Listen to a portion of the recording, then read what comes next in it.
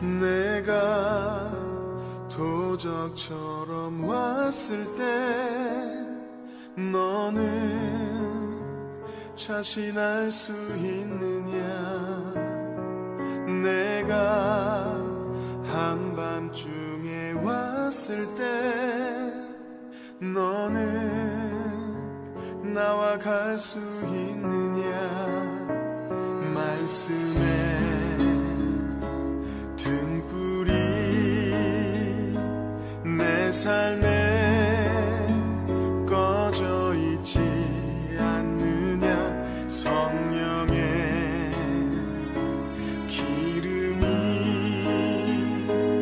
오래전 말라 있지는 않느냐? 너는 결단하라. 주저거나 머뭇거릴 시간은 없다. 너는 그 자리에서 다시 거듭나야 한다. 너는 결단하라. 세상 소리를 닫고 말씀에 불을 켜야 한다. 불을 가진 자만이 그날에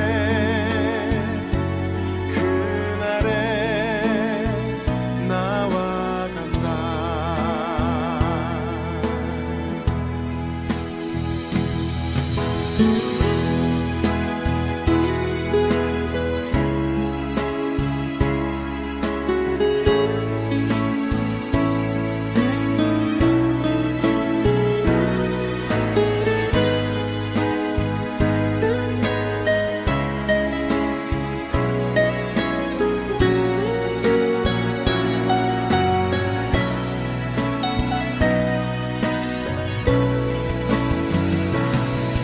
너는 결단하라. 주저거나 머뭇거릴 시간은 없다. 너는 그 자리에서 다시 거듭나야 한다. 너는 결단하라. 세상 소리를 닫고 말씀에 불을 켜야 한다. 불을 가진 자만이 그날에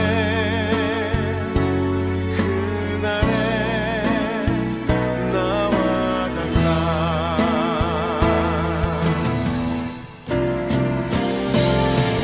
너는 결단하라. 주저거나 머뭇거릴 시간은 없다. 너는 그 자리에서 다시 거듭나야 한다. 너는 결단하라. 세상 소리를 닫고 말씀에 불을 켜야 한다. 불을 가진 자만이 그날에 나와 간다.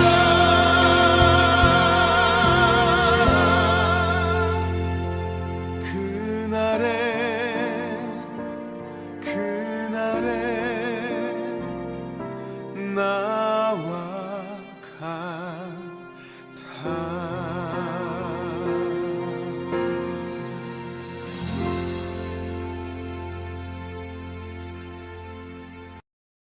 잠언 13장 20절 말씀. 지혜로운 자와 동행하면 지혜를 얻고 미련한 자와 사귀면 해를 받느니라. 아멘. 여기 지혜로운 자와 동행하면 이럴 때 그 동행한다는 말이 할라크이라는 말입니다. 이 말은 함께 걷는다라는 말이고, 이 말은 잠언서에는 이제 구약이죠. 구약에 있는 어떤 사람이 하나님과 동행하셨는가라고 하면은 에녹이라는 사람하고 노아라는 사람이 하나님과 동행하였더라 할 때 그 동행이거든요.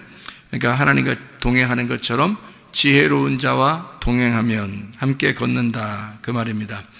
그렇게 하면 지혜를 얻는다 그랬습니다. 그 지혜가 뭘까? 지혜는 생명나무가 되는 것이고, 지혜는 예수님 말씀을 말합니다. 그러니까 예수님 말씀이라는 것을 얻는다 그 말이에요. 지혜를 얻는다 그 말이에요. 그러니까 세상 지식을 아무리 많이 얻어도 그건 지혜가 아니에요. 생명나무가 되시는 예수님을 얻어야 지혜를 얻는 것이다, 그렇게 말씀할 수가 있는 거죠. 또 미련한 자와 사귀면 해를 받는다라고 해서 이 미련한 자라는 말이 캐실이라는 단어입니다. 이 캐실이라는 단어는 살찐, 미련한, 바보 이렇게 말하는 거죠. 그러니까 미련한 자와 사귀면 이게 카살, 살찌다, 미련하다, 바보를 말하는데요. 바보, 그러니까 그러니까 우리가 생각하는 그런 개념하고는 좀 틀려요. 바보, 그러니까 여러분 밖에 바보 다 이렇게 살찌, 그런 의미로 성경을 보면 안 된다 그랬죠. 이게 그러니까 너무 자기만 많이 먹어서 살이 쪘다 이거예요. 그러니까 이거는 우리가 쉽게 얘기해서 밥을 많이 먹었다는 말이 아니고 말씀을 많이 알고 있는 사람을 말하는 겁니다. 그러니까 자기가 말씀을 많이 알고 있다고 생각하는 사람들이 있죠. 왜? 그게 무슨 말이냐면 하나님의 진리의 말씀이 있어요, 따로. 근데 그런 거 말고 자기가 성경 그래도 많이 배웠다, 나는 성경 많이 알고 있다, 성경 많이 읽었다, 뭐 이런 거 있잖아요. 자기 그래서 뭐 지도자 역할도 하고 그러잖아요. 그런 사람하고 동행을 하게 되면 이 말입니다. 다시 말하면 미련한 사람, 살찐 사람, 바보. 하나님 보실 때 바보죠. 그러니까 하나님 보실 때는 어떤 할머니나 할아버지나 또는 어린아이라 할지라도 순수하게 하나님 말씀 사모하면서 그 말씀 따라 살려고 하는 사람, 이게 지혜로운 자예요. 하나님 보실 때는. 그러니까 미련한 자는 그냥 자기가 많이 알고 있다고 생각하는 건 살찐 사람을 말하는 것입니다. 그러니까 이건 자기 생각이 많이 들어가 있는 거죠. 자기로서 많이 들어가 있는 이런 사람하고는 사귀지 마라라는 말이 라아입니다. 이게요, 돌보다, 함께 먹다, 친구 이런 말인데, 함께 먹지 마라 그 말이에요. 그런 사람하고는 함께 먹지 마라 그런 말입니다. 그러니까 바보, 미련한 자, 살찐 자하고는 함께 먹지 마라. 그래서 여기 교회에서 좀 살이 좀 쪘다는 사람들이 저거 내 얘기하는 것이 아닌가 이렇게 생각하면 안 돼요. 그런 말이 아닙니다. 그러니까 그런 사람들하고 같이 먹을 수 있어요. 그런 사람들하고 같이 먹으면 진짜 맛있게 먹죠. 뭘 먹어도 뭐 살찐 사람들하고 같이 먹으면, 살찐 사람이 진짜 맛있게 먹잖아요. 그러면 옆에서 먹을 때 재밌잖아요. 그런 사람들하고는 같이 먹을 수 있죠, 재밌게. 이런 밥을 얘기하는 게 아니에요, 실제로는. 그래서 그런 사람하고 사귀지 마라, 함께 먹지 마라는 말이고, 해를 받는다는 말이요, 루아입니다. 손상시키고 파괴한다 그 말인데, 지혜자의 말이 안 들리도록 소리를 쳐서 귀가 먹게 한다는 뜻입니다. 그러니까 설교할 때 소리 빽빽 지르고 그런 의미가 아니에요. 또 이것도 그런 의미로 보면 또 이거 아닌데 이렇게 하지 마시고, 그런 게 아니라 이런 거예요. 미련한 자가 많이 알고 있다고 생각하니까 그 사람이 자꾸 얘기를 하면 자꾸 듣는단 말이에요. 듣다 보면은 자기가 진짜 하나님 앞에 순수하게 주님 만날 수 있는 것들도 다 여기서 파괴시켜 버린다고요. 그래서 그런 말씀을 못 듣게 만들어요. 제가 그런 사람 많이 봤습니다. 그런 사람이요. 그러니까 이 사람이 뭐 책을 많이 봐요. 책을 뭐 엉뚱한 책이 아니라 기독교 서적을 많이 본다고 그래요. 그 기독교 서적을 많이 보면 성경이나 보지 말아요. 성경 보면 순수한데 기독교 서적을 많이 본단 말이에요. 그럼 기독교 서적을 쓴 사람이 하나님의 성령에 감동해서 쓴 사람도 있겠지만 그렇지 않은 사람이 대부분이거든요. 그럼 그렇지 않은 사람들의 책을 읽으면 어떻게 되겠어요? 그 사람들의 글이, 그 사람들의 말이 자기 귀를 파괴시켜버려요. 다른 말 안 들리게 만들어놔요.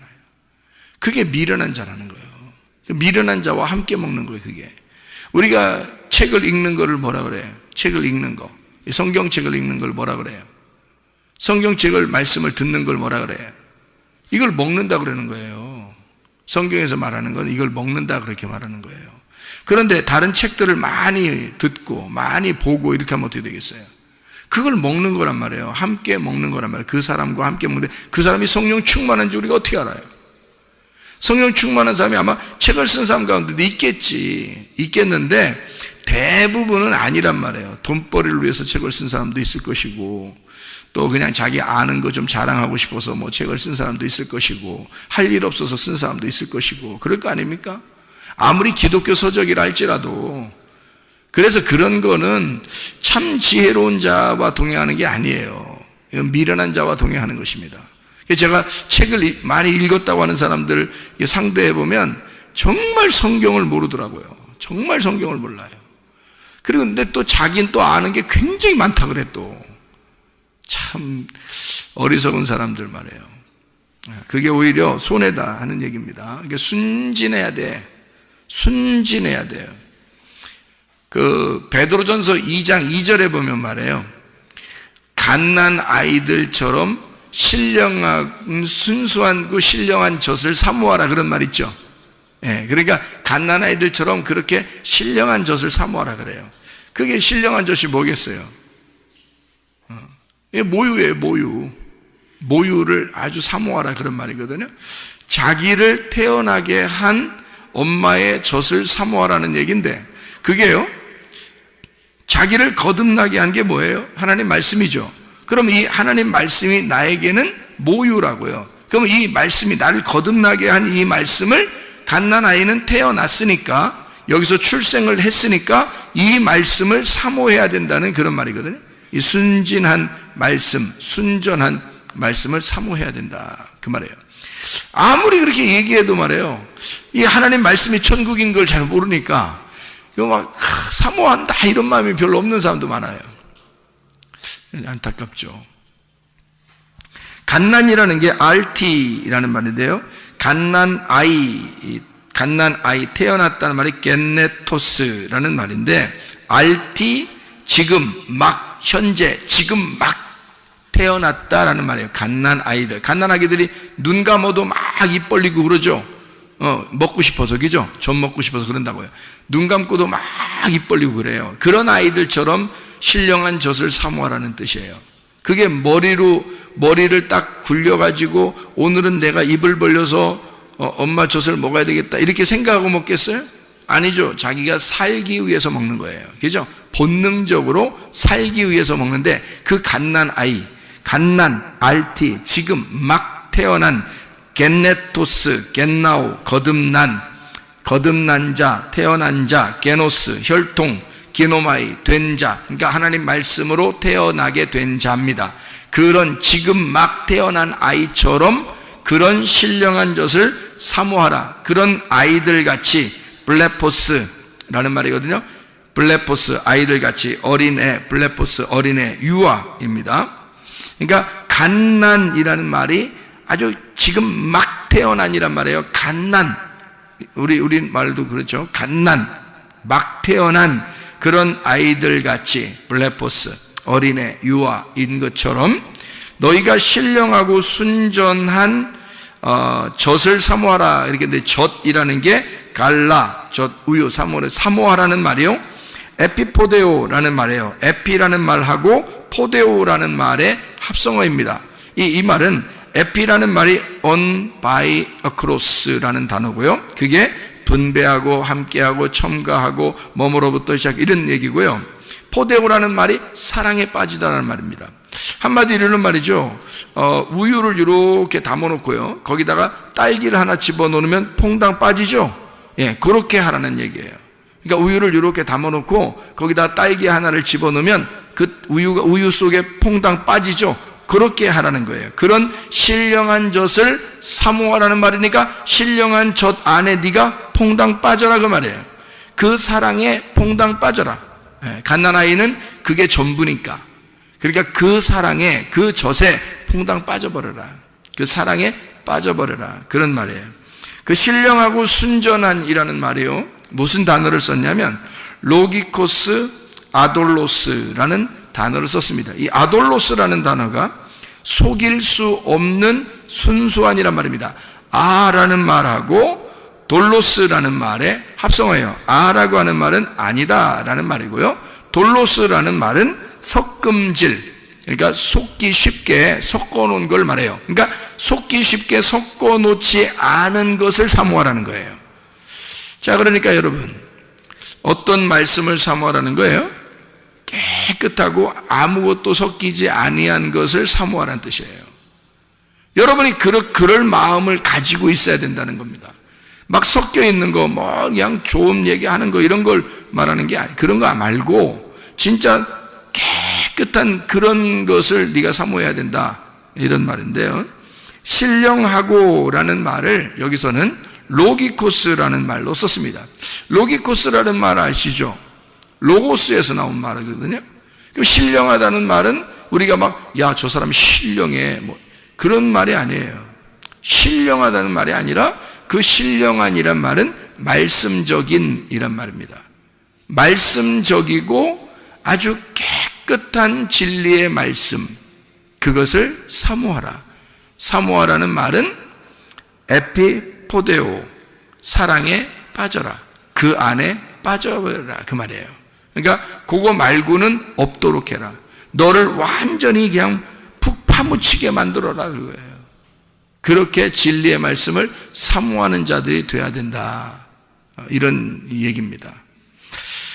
자, 성경에서는요, 잠언서를 우리가 지금 읽었는데, 잠언 13장 20절에 어린아이가 아버지를 이렇게 따라가듯이, 부모님을 따라가듯이 아주 순수하게 너가 지혜로운 자와 동행해야 된다라는 그런 말이 있습니다. 미련한 자와 사귀면 안 된다, 다른 게 섞이면 안 된다는 말이고요, 순수하게 하나님 말씀을 따라 살아야 된다는 그런 말이에요. 진리의 말씀을 따라서 네가 동행해야 된다, 그런 말이거든요, 이게요.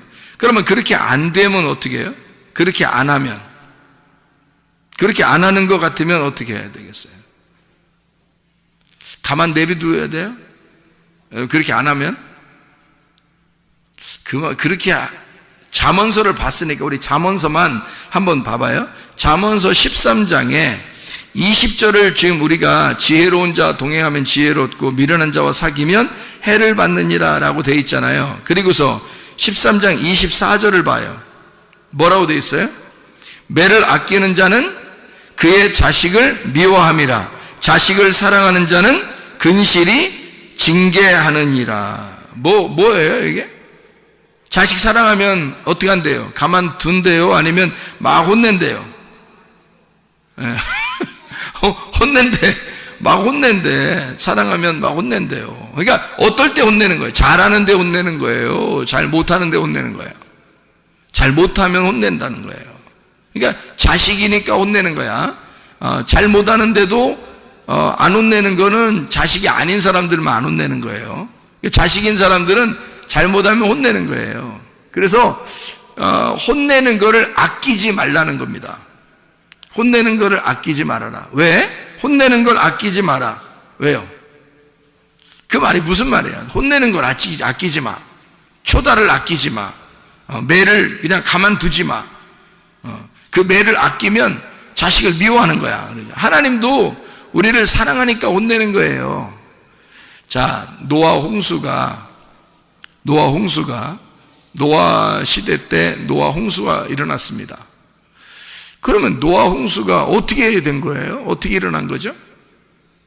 밑에서 물이 솟아 올라왔어요. 올라와서 위에 있는 물하고 합쳐졌어요. 위에 있는 물이 밑으로 떨어져서 합쳐졌어요.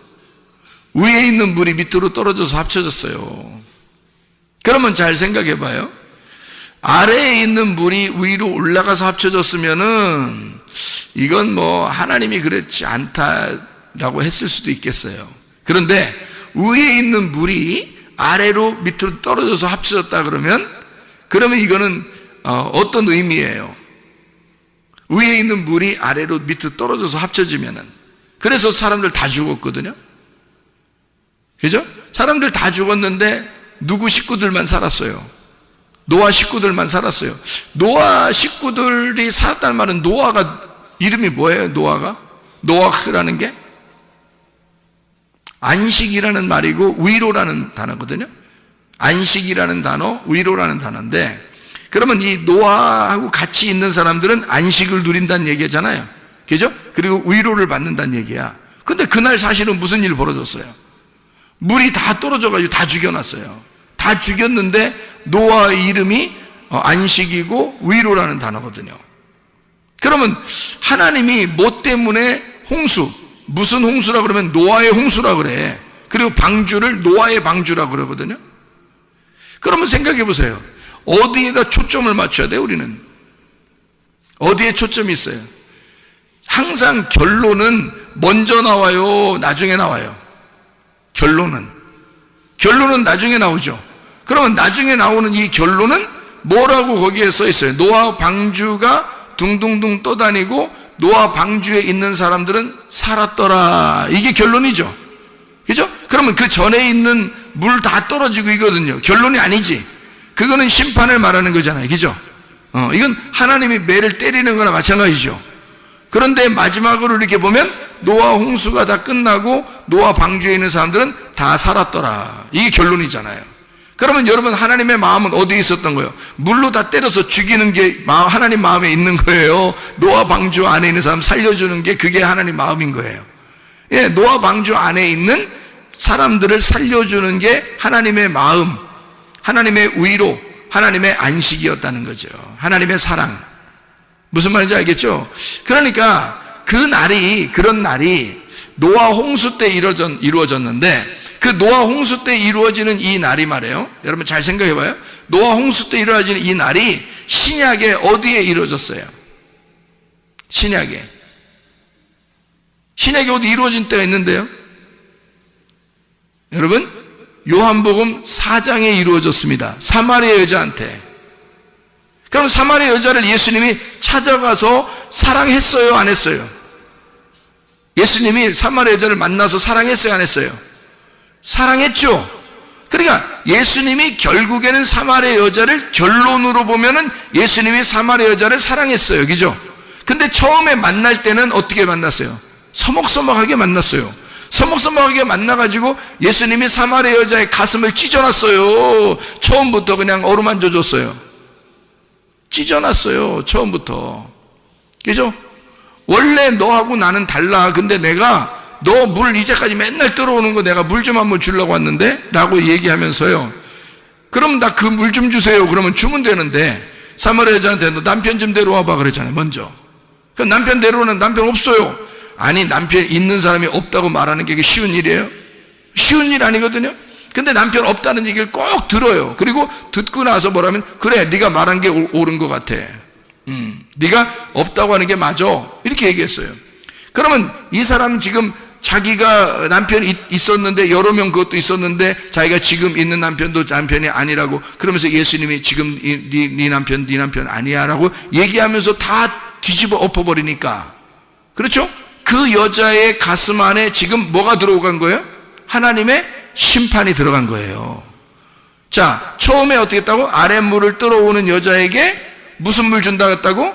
위의 물이 내가 왔다 그랬잖아요. 그죠? 위의 물인 내가 왔으니까 내 물을 너에게 주고 싶었다, 그런 말 아니에요. 오니까 물이 합쳐지니까 어떻게 돼? 밑에서 사마리아 여자가 죽어버리는 거야. 그거 맞고, 예수님을 만나서 예수의 말을 듣고 사마리아 여자가 사망해버리는 거야, 그냥. 그렇죠? 그리고 난 다음에 예수님이 위의 물로 자기가 주겠다 하고, 그리고 자기를 남편으로 맞아들이도록 그렇게 했단 말이에요, 사랑을. 이해가 되겠죠? 그러니까 노아 홍수의 이야기는, 노아 방주의 이야기는 바로 사마리아 여자에게 나타난 예수님의 이야기와 같은 거라는 얘기죠. 자, 물이 떨어지면, 위에 있는 물이 땅으로 떨어지면 뭐가 일어난다고? 심판이 일어난다고. 먼저 심판이 먼저 일어나고, 그게 뭐예요? 성경 잠언서 13장 24절의 말씀에 보면 하나님이 어떻게 한 거라고? 사랑이라는 결론을 가지고 사람을 후드러 패버린 거라고. 맞죠? 노아 홍수 때도 사람들을 후드러 패버렸죠? 그리고서 노아 식구들을 다 구원했죠? 자, 사마리아 여자한테도 어떻게, 사마리아 여자한테도 와가지고 사마리아 여자도 후드러 패버리죠? 물이 떨어질 때 확 후드러 패버리죠? 그리고 사마리아 여자를 사랑하죠? 무슨 말인지 알겠습니까? 네, 똑같잖아요? 결론 부분에서는 사랑하는데 먼저 만날 때는 후드러 패버린단 말이죠. 그죠? 그러니까 심판과 사랑이 같이 나오더라는 거야. 자, 무슨 말인지 아시겠어요? 자, 심판과 사랑이 같이 나오더라. 자, 그런 이야기를 먼저 먼저 매를 때린다는 것이 나오는데, 하나님은 사랑하는 자에게 먼저 물을 가지고 후려 시해낸다는 거죠. 심판을 하고 초달을 아끼지 아니하고 매를 대서 자식을 혼내버린다는 얘기예요. 그리고 다시 결론의 부분에서는 널 사랑하겠다, 그렇게 되는 거죠. 무슨 말인지 알겠죠? 그러니까 왜 그렇게 이런 일들을 하냐면, 성경에 처음부터 끝까지 모든 이 말씀들은 다 나무 두 개의 이야기예요. 어떤 나무 두 개의 이야기일까요?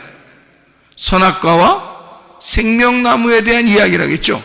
선악과와 생명나무가 에덴 동산에 같이 있는데, 창세기 3장에서는 뭘 먹었다고? 선악과를 먹었다고. 그럼 요한계시록에서는 뭘 먹는다고? 생명나무를 먹게 된다고. 그러면 선악과를 먹은 사람한테는 그냥 잘했어 해야 되는 거예요? 심판을 해야 되는 거예요? 심판을 해야 된다는 얘기란 말이에요.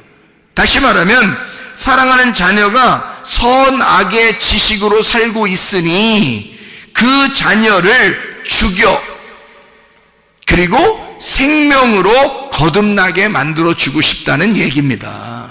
이 말씀이요. 그렇죠? 그러니까 혼낸다는 얘기예요.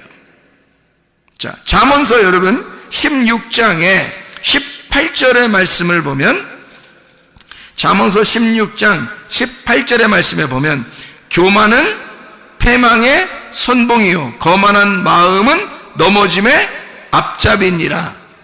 19절에 겸손한 자와 함께하여 마음을 낮추는 것이 교만한 자와 함께하여 탈취물을 나누는 것보다 나으니라, 이렇게 되어 있거든요.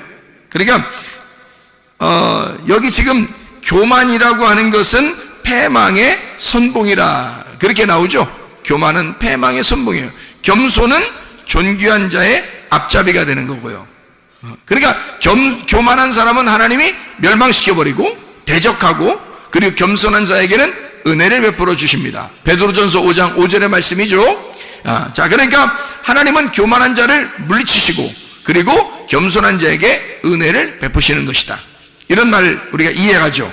잠언서 여러분이 계속 우리가 봤으니까 지금 잠언서를 한번 봐봐요. 9장을 보면 잠언서 9장 7절 8절의 말씀입니다. 거만한 자를 징계하는 자는 도리어 능욕을 받고 악인을 책망하는 자는 도리어 흠이 잡히느니라. 거만한 자를 책망하지 마라. 그가 너를 미워할까 두려우니라. 지혜 있는 자를 책망하라. 그가 너를 사랑하리라. 자, 하나님은 책망은 누구한테만 해라는 거예요? 지혜자에게만 하래요. 지혜자에게만. 책망받기를, 그러니까 지혜자가 되면 책망받기를 좋아하겠죠. 근데 미련한 사람은요, 책망받는 거 좋아해 안 해요? 안 좋아해요. 왜? 미련하니까 승질낸다고요. 속으로 삐진다고요. 그런 사람들 있죠. 아유, 책망하고 혼내면 막 감사합니다 이래야 되거든요. 사랑하니까 책망하는 거지, 사랑 안 하면 책망해요, 여러분? 아니, 사랑 안 하면 옆집 막 저기 딴 아파트 사는 그 애들도 우리가 막 혼내러 돌아다니고 그러나요? 아니에요. 자기 자녀를 혼내는 거예요, 잘못하면. 왜냐하면 사랑하니까 그러는 거거든요. 그러면 자녀의 입장에서는 참 감사한 일 아닙니까? 자기 아버지 어머니가 나를 혼내주신다는 것은 감사한 일이잖아요. 근데 다른 아파트 사는 아이들은 혼내지 않아요, 우리가. 그러면 그 아이들은 우리를 보면서 참 저 아저씨는 나를 볼 때마다 사랑해, 그럴 수 있습니까? 그렇지 않다는 거죠. 아예 관심이 없는 거지 사랑하는 게 아니란 말이에요. 이해가 되시죠? 그러니까 하나님은 우리를 어떻게? 책망을 한다고요. 근데 이 책망은 미련한 자에게 해서는 반드시 삐지고 화를 낸다고요. 그러니 이게 하나님 말씀을 증거해도 어떤 사람은 자기 말하는 것 같다고 그러면서 막 화내고 삐지고 이런 사람도 있어요. 그런 사람. 하나님 말씀을 증거하는데도, 아니 하나님 말씀을 증거하는데 생각해 보세요. 어떤 사람에게만 콕 집어서 하겠어요? 아니면 그냥 전체적으로 말씀을 증거하는데 자기가 콕 찔리겠어요? 자기가 콕 찔리는 거예요. 전체적으로 하는데. 그러니까 어떤 사람 자기 꼭 자기한테 얘기한 것 같다는 거죠. 그런 사람이 있어요. 그러니까 한 번은 설교 끝나고 나서 신혼부부한테 이제 이 사람이 우리가 말이야 많은 이 음식을 반찬을 놓고서 이게 다투는 것보다 말이야 된장국 하나만 놓고서도 이렇게 우리가 서로 사랑하는 것이 참 아름다운 일 같아. 그게 진짜 신혼이고 너무 아름다운 결혼 생활이지라고 얘기했더니요, 저한테 뭐라고 하는지 알아요? 혹시 저희 집에 몰래 와서 CCTV 달아놨어요? 그러더라고요. 아이 무슨 그런 얘기를 하겠어. 그냥 다 이런 얘기가 있다는 거지 이렇게 얘기했잖아요. 근데 꼭 자기들을 콕 집어서 누군가 얘기해서 자기들 된장찌개 하나 놓고서 둘이 지금 기쁘게 먹었대요, 그 전날. 근데 이걸 꼭 본 것처럼 했다는 거야. 그죠? 그러니까 나는 이게 본 것처럼 얘기한 게 아니라, 아니, 그런 얘기가 있잖아요. 왜? 우리 반찬 여러 개 있어. 고기 반찬 없어도, 우리 된장찌개 하나 놓고 우리 밥 하나만 있어도 참 행복하고 아름답다고, 이렇게 생각하는 그런 게 신혼생활이잖아요? 이제 그런 걸 얘기한 거거든요? 근데 이제, 뭘 다뤄놨느니, 어서 보고 있다느니, 누가 얘기했냐는 둥, 이렇게 한단 말이에요. 그러니까 이제 남편이, 얼른 그 얘기를 이제, CCTV 혹시 다루는 거 아니에요? 하면서 얘기를 한 거예요. 그러니까 부인이 진짜 놀래더라고요. 부인이 진짜 놀라면서 어떻게 생각하냐면, 남편이 일부러 그렇게 얘기를 한 것 같아요. 왜 그러냐면, 자기가 얘기한 게 아니다. 이걸 이제 알려주려고 그러는 것 같아요. 그 앞에서. 근데 내가 이제, 아니지. 그러면서 얘기를 한 건데, 자, 보세요. 어떤 게, 자, 책망한다고 하는 거는 관심이 있어서 얘기하는 거예요. 만약 말씀을 통해서, 싸우지 마세요. 여러분 화를 내지 말고, 고집 부리지 말고, 자존심 좀 부리지 말고, 욕심 부리지 말고, 싸우지 마시고, 승질 내지 말라고 많이 했어요. 근데 그 전날 종교로 계속 싸우고 왔네? 그 전날 싸우고 교회 왔으면 누군가가 나한테 일로 바쳤다고 생각할 거 아니에요. 그죠? 그게 아닌데, 그러니까 자기에게 콕 집어서 책망하는 것 같으면 감사하라 이거야. 하나님이 자기를 사랑하는 모습이라는 거죠. 그렇죠? 사랑하지 않으면 아예 관심도 없을 거 아니에요. 근데 자기를 사랑하니까 이런 말씀도 주시는구나 라고 생각하면 자기 말씀이 되는 거라고, 그게. 그러니까 책망한다. 책망은 지혜로운 자에게만, 그 지혜자는 감사할 것이기 때문이에요. 근데 미련한 사람은 화를 낸다고요. 삐진다고요. 그것 때문에 교회를 나가느니 마느니 막 이런다고요. 이게 책망받기를, 그러니까 오히려 좋아해야 되는데 책망받기를 싫어해서 그런 거예요. 그건 성경에 분명히 나오죠. 미련한 자는 그렇다 이렇게 나오잖아요. 미련한 자가 돼서는 안 됩니다. 그러니까 책망받기를 좋아해야 된다. 왜냐하면 교만은 패망의 선봉이기 때문에 멸망당하지 않기 위해서 교만한 걸 깎아주는 거거든요. 그래서 겸손하게 돼야 은혜를 받으니까, 겸손한 사람을 만든다는 건 진짜 이 사람을 복을 주고 싶어서 그런다는 거예요, 하나님께서. 그죠? 그러니까 교만한 사람을 깎아주고 책망하는 겁니다. 하나님은 사랑해서 그런 거예요. 맞죠? 자, 아모스서 여러분 5장을 한번, 아모스서 5장을 보면요, 아모스 5장에 보면 이런 말씀이 있습니다. 10절 13절의 말씀에 보면요, 아모스서 5장 10절 13절 말씀 보면, 무리가 성문에서 책망하는 자를 미워하며 정직히 말하는 자를 싫어하는도다. 책망하는 자를 미워한대요.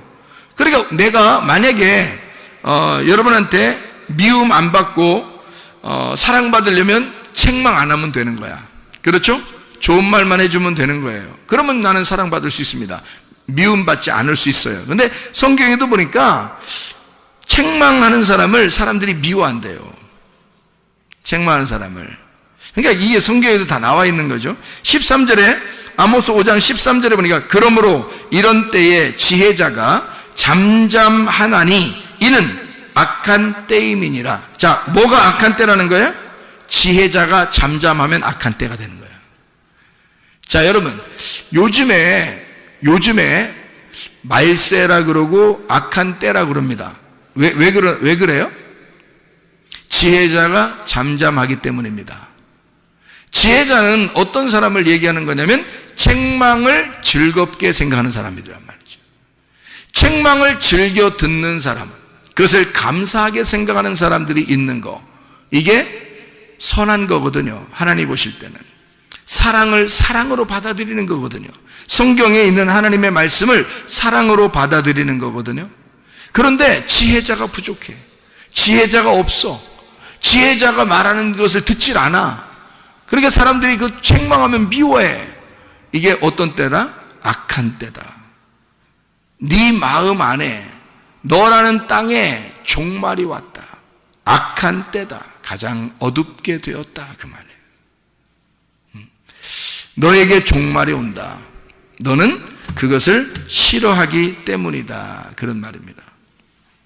여러분, 우리가 지혜자와 동행하면 지혜롭고 미련한 자와 사귀면 해를 받느니라 라는 말을 우리가 이해하겠죠. 무슨 말인가? 그럼 우리는 지혜자와 동행을 해야 되겠습니다. 그럼 지혜자는 뭐고 미련한 자는 뭐냐? 요거를 나누어서 한번 얘기해 볼게요. 여러분, 주님을 위해서 열심히 수고하는 사람이 있습니다. 물론 이렇게 진리의 말씀을 알고서 수고하는 사람도 있겠지만 그냥 뭣도 모르는데 그냥 열심히 수고하는 사람이 있어요. 자, 어떤 사람? 지혜로운 자예요? 미련한 자예요? 미련한 자예요. 뭘 모르고 열심히 수고하는 거잖아요. 그렇죠? 뭘 모르고 열심히 수고하는 거잖아요. 그러면 율법 안에서 수고한다는 얘기인 것이고, 이게 노력한다는 얘기고, 이게 종교라는 겁니다. 쉽게 얘기해서 자기가 그렇게 안 하면 불편한 거예요. 그래서 자기를 위한 노력을 하는 거예요. 자기를 위한 열심을 나타내 주는 거죠. 그러면 이건 어떤 관계냐면 주인과 종의 관계예요. 그래서 주인에게 종이 열심히 안 하면 혼날까 봐 하는 거를 열심히 수고한다. 자기 중심이면서 내가 항상 내가 생각하는 대로 종교심을 가지고 열심히 하는 것을 종교라 그러고 나의 수고라 그러는 거예요. 그럼 이것은 지혜로운 자예요? 미련한 자예요? 미련한 자입니다. 그럼 지혜자는 뭘까요, 그럼? 지혜자는 어떤 사람을 말하는 거냐면 열심히 모르고 수고하는 사람이 아니라 열심히 알려고 하는 사람입니다. 왜냐하면 성경에 영생이라고 하는 게 아는 것을 영생이라고 그랬거든요. 요한복음 17장 3절의 말씀에 영생은 유일하신 하나님과 그 아들 예수 그리스도를 아는 것이다 라고 되어 있습니다. 그 아는 것이다 라고 하는 말이요, 동침하는 것이다 라는 말이에요. 그러면 나하고 몸이 하나가 돼서 그를 진정으로 알게 되었다 이 말이에요. 마음으로 알게 되었다, 그런 거죠. 그러니까 알게 된 거예요. 알아진 거죠. 서로 이렇게 둘이 동침을 함으로써 둘이 하나가 되었다, 그 말이에요. 그런 아는 것을 얘기하는 거거든요. 하나님과 그 아들 예수 그리스도를. 그랬더니 그것이 영생이래요. 영생이라는 말이 뭐예요? 영원한 생명이라는 우리나라 말로는 영생이니까 영원한 생명을 얘기하는 거죠. 생명은 생명인데 영원한 생명이야. 그러니까 죽었다 살았다 죽었다 살았다 하는 게 아니고 계속 살아있는 걸 영생이라 그렇게 말하는 거예요. 그러니까 그런 영생이 뭐냐 봤더니 아는 것이래요. 어떻게? 하나님과 그리스도와 내가 동침하는 것이다, 이렇게 이야기를 하는 거죠. 그러니까 우리는 어떤 모르고 수고하는 게 아니라 아는 것, 그냥 주님과 사랑을 나누는 거란 말이에요. 이거 어려운 거 아니죠. 자, 부부가 됐습니다. 부부가 둘이 사랑을 나누는 건 아주 자연스러운 일이죠. 그건 어려운 일이 아닙니다. 그건 행복한 일이죠. 다시 말하면 생명이라고 하는 건요, 우리에게 사랑을 전제로 하잖아요. 사랑, 이게 생명은 살아있는 거란 말이에요. 살아있는 건 사랑을 전제로 한다고요. 그 사랑은 뭐를 전제로 하는 거냐면 서로 진리, 서로 참되다는 거야. 서로 진실해야지만이 사랑이 있는 거예요. 누군가가 거짓말 한다면요, 그러면 사랑이 다 깨져버리는 거예요. 거짓말을 누군가 한다면 서로 중에서 둘 중에 누가 거짓말 한다면 이건 다 사랑이 깨져버립니다. 그죠? 사랑은 진리라고 하는 진리의 말씀 안에서만 사랑이 보존되는 거거든요. 그래서 생명은 사랑은 진리의 말씀이 있어야 생명이 된다, 이런 말이에요. 그러니까 영원한 생명은 하나님 말씀을 아는 것이다.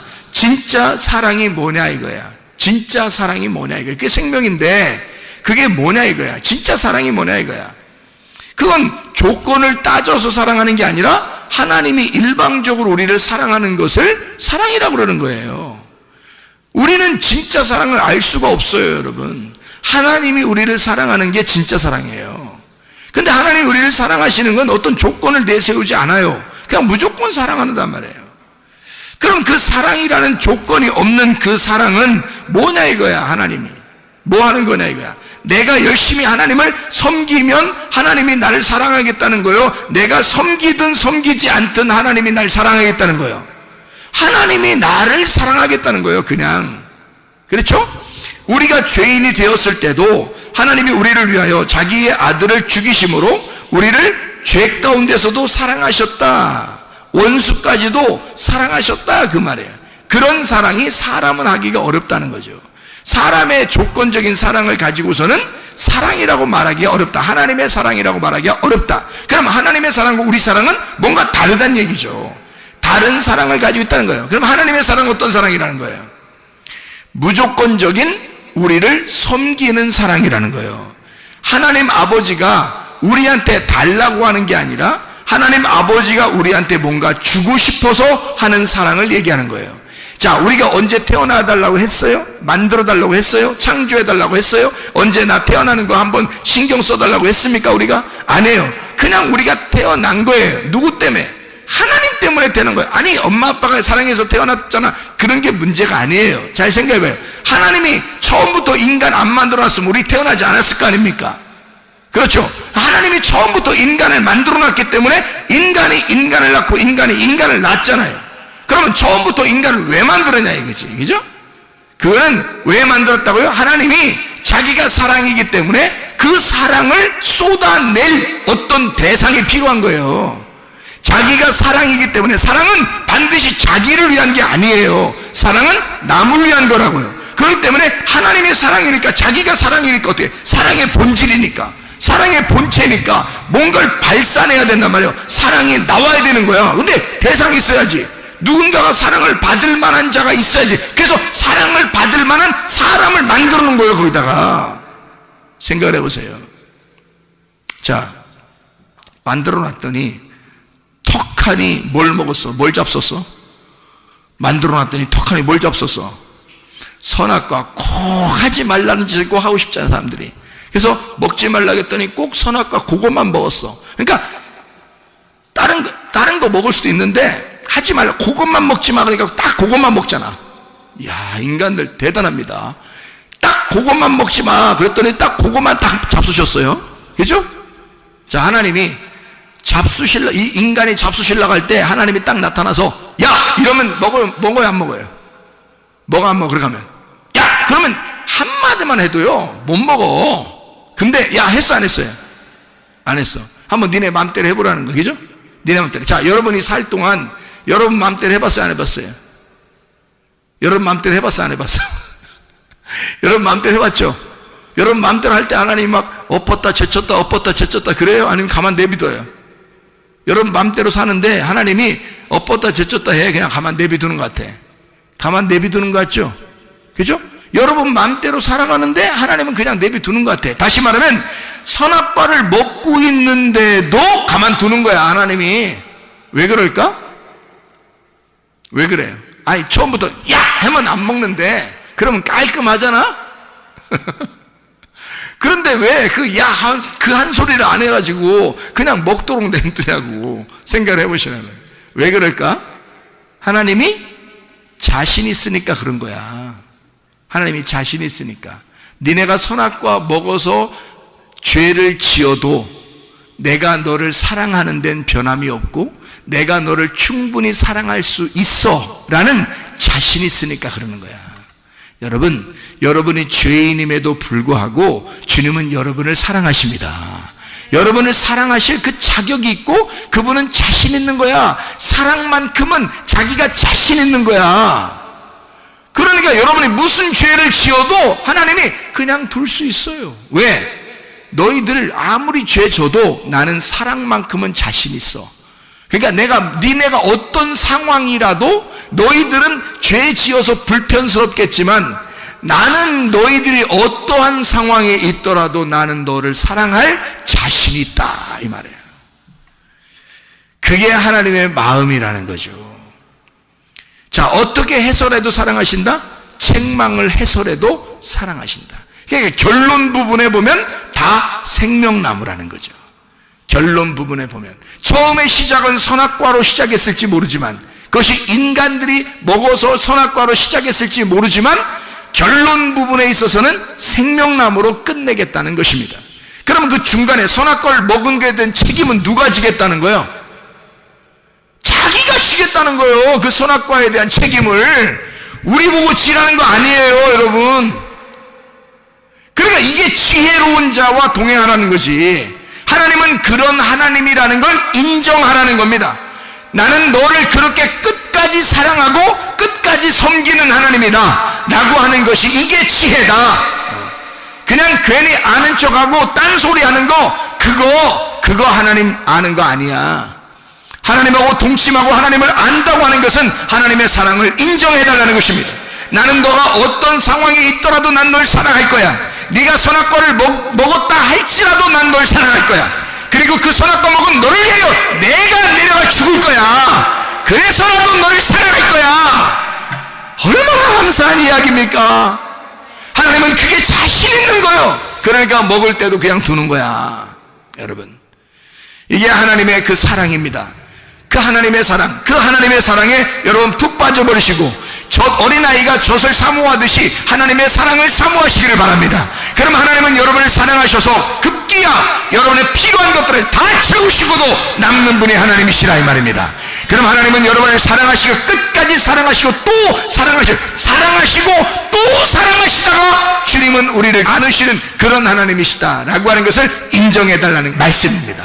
여러분이 이 말씀 가운데 주님과 동행하다가 주님 만나시기를 바랍니다.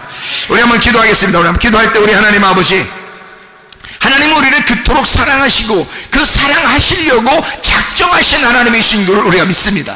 하나님, 내 몸에 질병이 있습니다. 치료해 주십시오. 하나님, 내 상황이 어떠할지라도 주님은 나를 사랑하고야 말겠다는 주의 마음을 내가 알겠습니다. 그러니 우리 하나님, 우리의 가정의 문제도 해결해 주시고 성령으로 기름 부시고 예수의 축복이 넘치게 해주시고 나의 모든 질병과 고통에서 해방받게 하시고 내 질병은 다 치료해 주셔서 하나님의 그 결론, 사랑의 그 결론의 부분, 그 회복하시는 그 생명의 사랑을 우리에게 허락해 주십시오. 우리 한번 기도하겠습니다. 주여, 우리 하나님 아버지 사랑과 은혜에 감사를 드립니다. 하나님 아버지, 주여 우리를 깊이 사랑하시기를 원하시는 우리 하나님, 우리에게 생명을 주시기를 원하시는 하나님, 사랑만큼은 자신 있으신 우리 하나님 아버지요, 우리의 모든 질병과 어태에서 해방받게 도와주시옵소서. 가정의 모든 문제 해결되게 도와주시옵소서. 성령을 기름 부시고 예수의 축복이 넘치게 도와주시옵소서. 비염은 떠나갈지어다, 아토피 떠나갈지어다, 의장병 떠나갈지어다, 어지럼증 떠나갈지어다, 두통 사라질지어다, 류마티스 관절염 떠나갈지어다, 어깨 통증 사라질지어다, 허리 디스크 사라질지어다, 목 디스크 사라질지어다, 심장병 떠나갈지어다, 각종 종양 암덩어리 떠나갈지어다, 감기 몸살 사라질지어다, 협착증 사라질지어다, 건성 피부 온전해질지어다, 이명은 사라질지어다, 결석은 다 떠나갈지어다, 자가면역질환 온전해질지어다, 우울증, 불면증, 공황장애, 불안, 초조, 불안, 두려움 다 떠나갈지어다, 억난거지, 도둑질, 미움, 욕심이나 다 떠나갈지어다. 하나님의 성령으로 충만케 도와주시고 하나님의 사랑에 푹 빠져 살다가 주님 만나게 도와주시옵소서. 예수 그리스도 존귀하시는 받들어 기도 올리옵나이다. 아멘.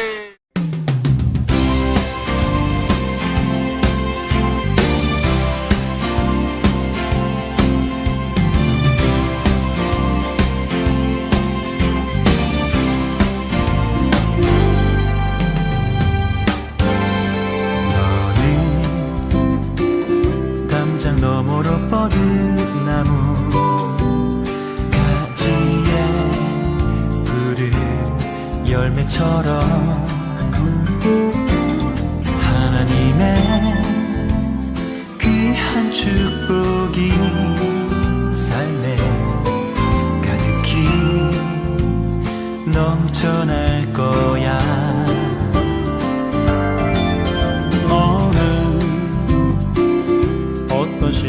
시련이 와도 능히 이겨내 강한 발이 있어. 전능하신 하나님께서 너와 언제나 함께 하시니 너는 하나님의 사랑, 아름다운 하나님의 사랑. 나는 널 위해 기도하며 내 길을 축복할 거야. 너는 하나님의 선물, 사랑스러운 하나님의 열매, 주의 품에 꽃피는 나무가 되어줘.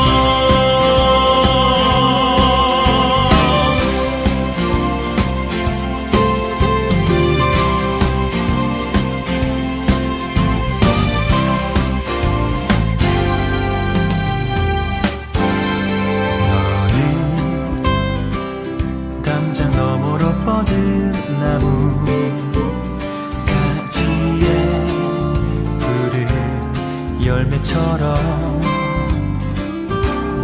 하나님의 귀한 축복이 삶에 가득히 넘쳐날 거야.